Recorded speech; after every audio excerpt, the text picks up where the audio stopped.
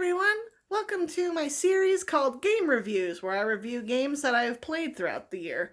And for 2020, I actually finished quite a few games. This one was one that I finished a while back, but because we were having so many PlayStation issues, I didn't get a chance to review this until now. But it is Borderlands 2, which obviously, per the name, is the sequel to Borderlands 1. This one is one that I actually still actively play because of the aforementioned issues with the PlayStation. I lost my file. So basically, what I'm going to be talking about in here is stuff from the file that got lost. Basically, Borderlands 2 follows up from the end of Borderlands 1, and it's been at least a couple of months since the end of Borderlands 1, and you play as a new set of vault hunters who are going after, were tasked by a man named Handsome Jack to basically come to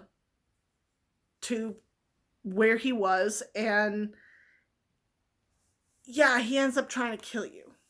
So you end up surviving, and you're actually known very much for being one of the few people that has survived Handsome Jack.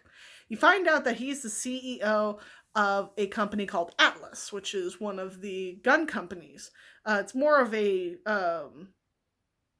Atlas is the dead company. Hyperion is the one he runs. But Hyperion is one of the gun companies that you primarily deal with when it comes to weaponry, shields, grenades, everything like that. This one is a little different because the character that I played, Maya, she is another siren, because I'm trying to do a siren run. And she is one of the most broken characters, because by far she is the most powerful. She does an ability called Phase Lock, where she'll actually lift up a person into the air and lock them in this orb.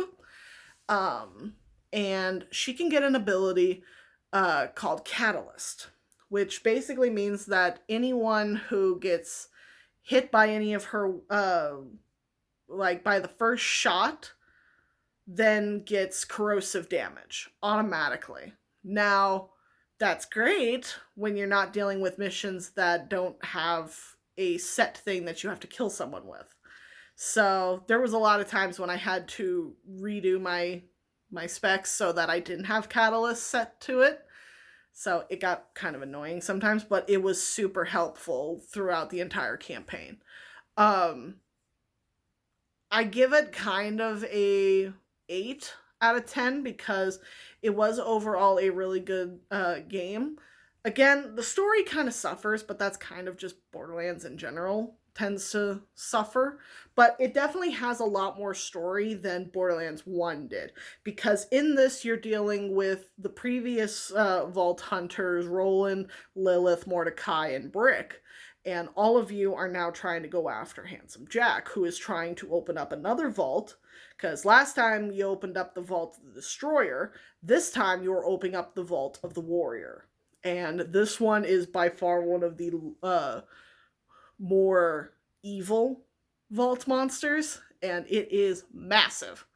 The reason I only gave it 8 out of 10 because one of the DLCs is Captain Scarlet's I can't remember the full thing, but it's a pirate based DLC. And in it was pretty easy. Like, I didn't have much trouble getting through everything. I had my catalyst, I had my weapons, I was doing great. And then you got to the boss battle, which it was this Leviathan that had been touted as being this big creature, this monster of monsters. And I'm like, okay, I'm multiple levels higher than everything here, so I should be okay. No, I get down into there, I get spanked super hard. And I'm like, this is weird level progression. It's like, you give me easy, all the way up until the Leviathan, and then you just hit me with that goddamn brick wall. Because the way that this particular battle goes is that, one, you have the gigantic Leviathan, who only has 4 areas where you can actually hit to damage it, and you have to shoot them.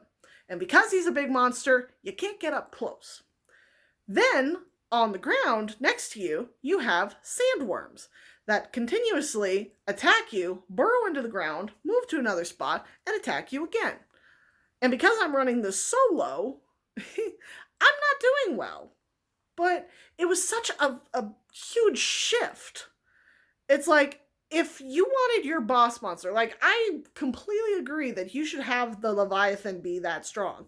But if you're going to have something that big at the end of a DLC, have the difficulty meet up with it. Not just suddenly shoot up like I just saw a spider. It pissed me off. And there's another DLC that was really good, and it actually did have a really good progression of difficulty, and that was Tiny Tina's attack on Dungeon Keep, or Dragon's Keep. And one of the big things that you have at the very end is it's an optional mission where you can actually go up against the 4 Dragons of Legend. This DLC is not, this particular boss battle, there's a reason why it's optional, because it is difficult. But everything leading up to that is also difficult because it's one of the harder DLCs that you're offered. So it makes sense, and it actually does a good progression. This went, I actually had to have Nick, who was about 15 levels higher than I was, come and basically play Sandworm Poacher while I focused on the Leviathan. I was so pissed. I was at controller snapping frustration with that one. But those are my overall thoughts of Borderlands 2. The main story is good. I've played through it multiple times because our files kept getting destroyed for one reason or another.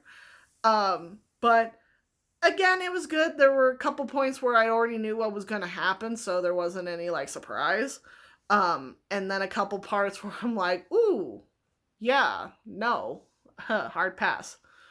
So I thank you all for watching, and I will see you all in the next video. Bye-bye!